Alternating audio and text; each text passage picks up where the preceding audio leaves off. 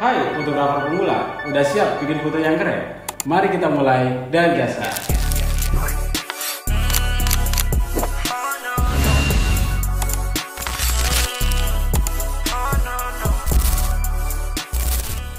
Di video kali ini kita akan membahas tentang mode-mode yang bisa kalian pakai saat menggunakan kamera kalian. Mode pada kamera merupakan pilihan settingan pemotretan dalam berbagai kondisi yang ada pada kamera digital. Pilihan mode di kamera dalam berbagai merek adalah sama, yang terdapat perbedaan hanyalah simbol yang digunakan. Secara umum, mode yang ada di kamera itu digolongkan menjadi 3 kategori.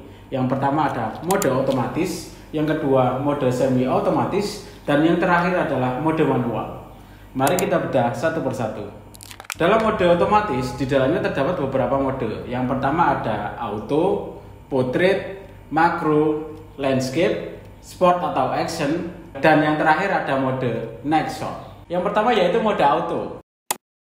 Dalam mode auto, seluruh settingan dilakukan secara otomatis oleh kamera, mulai dari settingan aperture, ISO, shutter speed, white balance, fokus, dan flash untuk mendapatkan gambar atau memotret foto dengan semaksimal mungkin.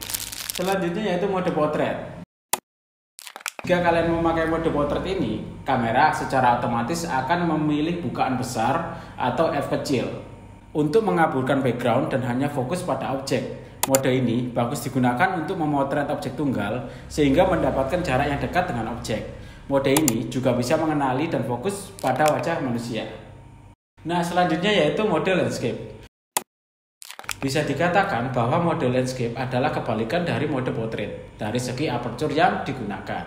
Landscape memberikan aperture yang kecil atau nilai f besar sehingga bidang fokusnya lebih luas. Pada saat yang sama, kamera juga memilih shutter speed yang lebih lambat untuk mengkompensasi aperture yang kecil. Mode ini bagus digunakan untuk memotret pemandangan. Selanjutnya yaitu mode makro. Mode makro memungkinkan fotografer bergerak lebih dekat ke objek untuk mengambil gambar close up. Makro ini sering digunakan untuk memotret bunga, serangga, atau objek kecil lainnya. Bila menggunakan mode ini, fokus akan lebih sulit didapatkan karena kedalaman bidang fokus atau depth of field sangat sempit. Untuk itu disarankan menggunakan tripod agar fokus mudah didapatkan. Selanjutnya yaitu mode sport atau action. Mode ini ideal digunakan untuk menangkap objek yang bergerak, seperti atlet yang sedang berolahraga, binatang peliharaan, mobil, binatang liar, dan lain-lain. Mode ini menangkap objek yang bergerak dengan menaikkan shutter dan juga ISO. Selanjutnya yaitu mode night shot. Mode night shot ini disebut juga dengan mode shutter pelan, digunakan untuk memotret dengan kondisi pencahayaan yang kurang.